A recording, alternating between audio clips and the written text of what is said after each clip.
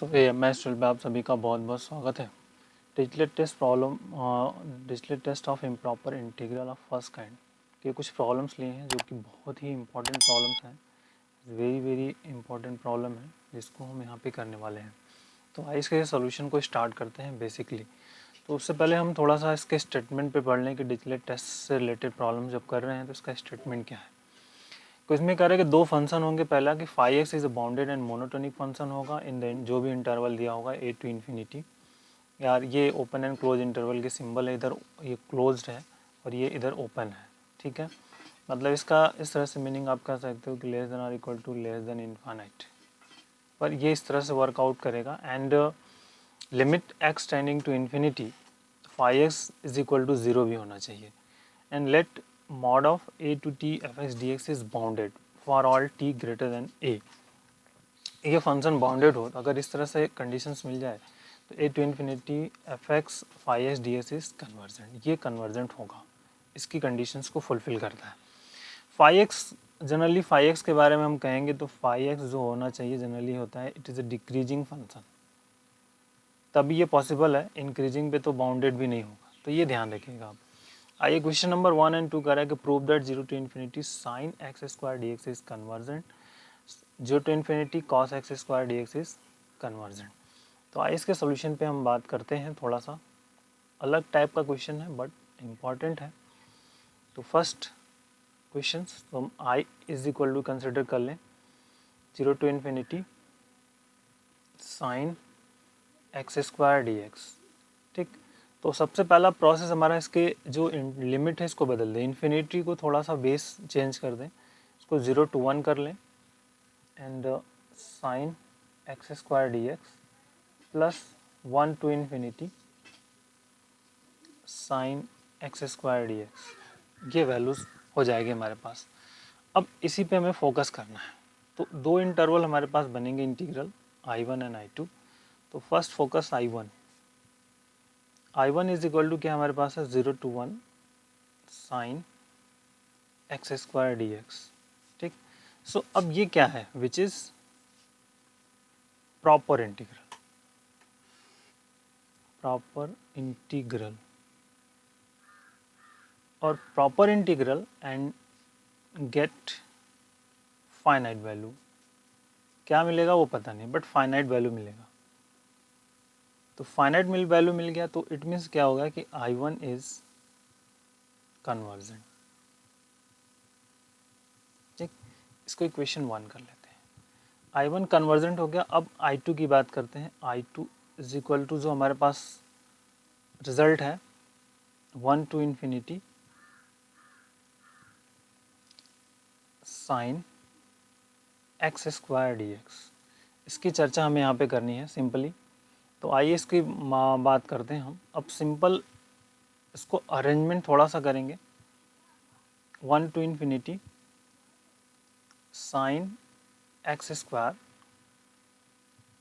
Upon, अब यहाँ पे हम क्या करते हैं इसको थोड़ा सा एडजस्टमेंट कर देते हैं, 2x और 2x से मल्टीप्लाई एंड डिवाइड करते हैं dx, ये चीज़ें यहाँ पे हम कंसिडर कर रहे हैं।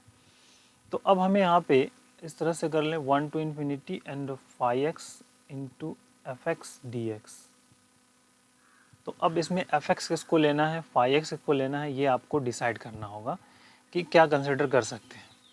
तो हम यहाँ पे करेंगे let f x is equal to 2x sine x square and phi x is equal to 1 upon 2x।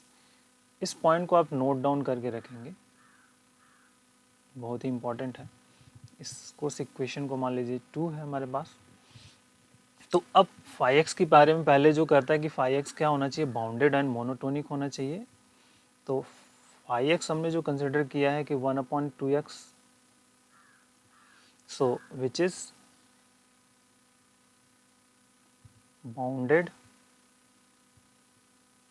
And monotonic, ठीक।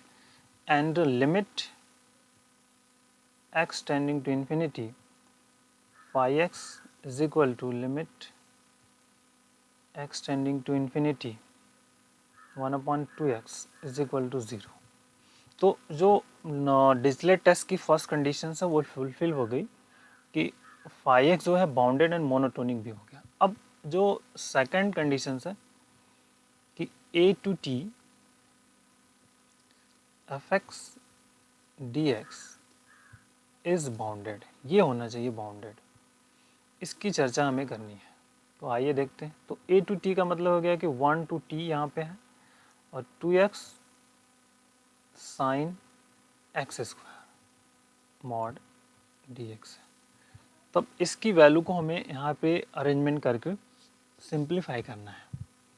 तो इंटीग्रल है, इस इंटीग्रल की वैल्यू को डिफाइन करिए कि क्या इंटीग्रल हमें यहाँ पर मिलेगा। तो इस एक्स स्क्वायर को अगर आप t कंसिडर कर लेते हैं, सिंपली मैं यहाँ पे अलग से कर लेता हूँ कि 2x और sign x square dx।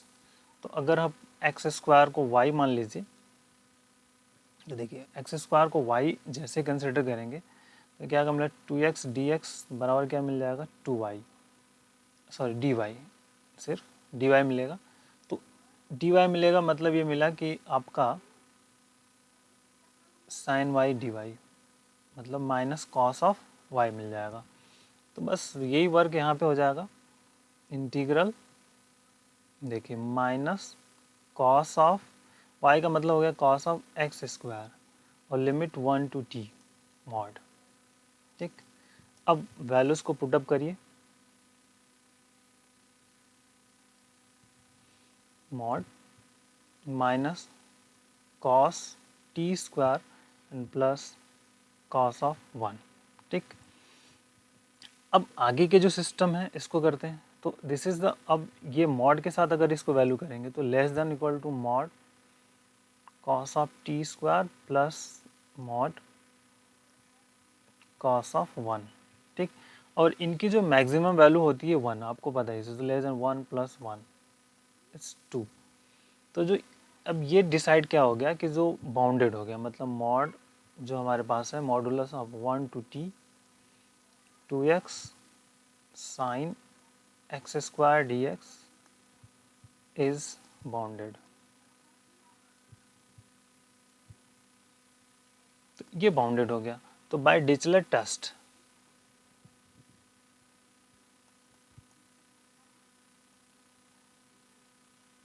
Dirichlet test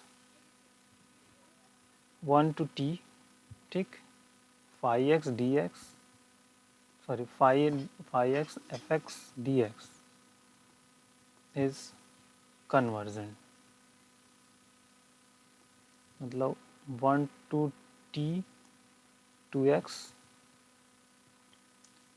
sign x square upon 2x dx या 1 to t sine x square dx is convergent. तो ये आपने कंसिडर क्या किया है, दैट इज द I2 है ये। तो I2 इज कन्वर्जेंट। ठीक, तो फ्रॉम 1 है I is equal to I1 plus I2। I क्या आपका है, आपको पता है 0 to infinity sine x square dx, और I1 क्या है आपका 0 to 1 sine x square dx plus 1 to infinity sine x square dx। तो बोथ आर कन्वर्जेंट। अब आपने यहाँ पे किया है दैट इज, इसको हमने लिखा है कन्वर्जेंट है, और ये भी आपका हो गया कन्वर्जेंट। तो मिला करके क्या हो गया कन्वर्जेंट। तो it means 0 to infinity sine x square dx is convergent. ठीक है, तो ये रिजल्ट हो गया। आप इस तरह से इसको कन्वर्जेंट प्रूफ कर सकते हैं, हो गया। अब जो दूसरा वाला प्रॉब्लम है 0 to infinity cos x square dx is convergent or not, proof करना है तो कन्वर्जेंट ही होगा। तो सेम प्रोसेस को आप अप्लाई करिए और आपको समझ में आ जाएगा कि ये कन्वर्जेंट है कि नहीं, कैसे हम कर सकते हैं। तो ऊपर जैसे हमने किया है उसको आपको इसी तरह से इसको चेकआउट करना है कि ये कन्वर्जेंट होगा। आप करिए, नहीं होगा तो मैं इसको अपने नेक्स्ट वीडियोज़ में इसको प्रूफ करके बता दूंगा कि कैसे कन्वर्जन चेक करते हैं। So take care, thank you, bye bye.